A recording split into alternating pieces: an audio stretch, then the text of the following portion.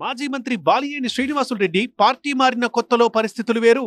ఇటీవల పిఠాపురం వేదికగా జరిగిన జనసేన ఆవిర్భావ వేడుకలో ఆయన చేసిన వ్యాఖ్యల తర్వాత పరిస్థితులు వేరు అన్నట్లుగా తయారైంది ఉమ్మడి ప్రకాశం జిల్లా రాజకీయ పరిస్థితి. పవన్ ఆదేశిస్తే ప్రకాశం జిల్లా జడ్పీ పీఠాన్ని జనసేన వశం చేసేందుకు సిద్ధమంటూ బాలినేని చేసిన కామెంట్స్ కాకరేపుతున్నాయి. ఇప్పుడు ఈ వ్యాఖ్యలతో ఉమ్మడి జిల్లాలోని వైసీపీ నేతలకు బాలినేని మద్దతుదారులకు మధ్య ఢీ అంటే ఢీ అన్న వాతావరణం వచ్చింది.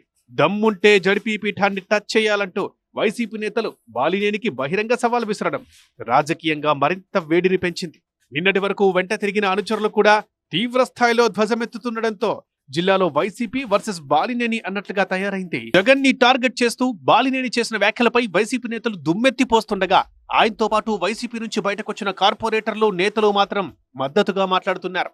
ఈ రచ్చ చివరికి వ్యక్తిగత దూషణల దాకా దారితీసింది. అసలు వైఎస్ కుటుంబమే లేకపోతే రాజకీయంగా నీ ప్రస్థానం ఎక్కడా అంటూ బాలినేనిపై విరుచుకుపడుతున్నారు వైసీపీ నేతలు. తమ అధినేతను విమర్శిస్తే రిప్లై ఘాటుగా ఉంటుందంటూ వార్నింగులు ఇస్తున్నారు. జడ్పీ పీఠాన్ని జనసేనకు కానుకగా ఇస్తానంటూ బాలినేని చేసిన వ్యాఖ్యలపై జడ్పీ చైర్పర్సన్ వెంకయ్యమ్మ మండిపడ్డారు. బాలినేనికి దమ్ముంటే జడ్పీ పీఠాన్ని తన నుంచి లాక్కోవాలంటూ ఛాలెంజ్ చేశారు. ఇప్పుడే కాదు, గత 4 ఏళ్లుగా తనను జడ్పీ పదవి నుంచి దించేందుకు బాలినేని కుట్రలు చేస్తూనే ఉన్నారంటూ సంచలన వ్యాఖ్యలు చేశారు వెంకయ్యమ్మ.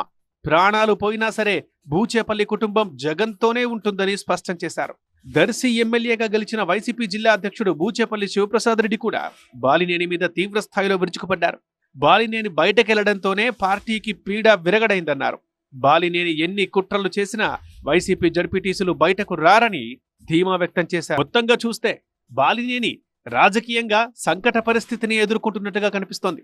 ఓవైపు పాత పార్టీ నుంచి విమర్శలు వెల్లువెత్తుతుంటే మరోవైపు జనసేనలోకి తన ఎంట్రీని వ్యతిరేకించిన బ్యాచ్ ఇబ్బంది పెడుతోంది.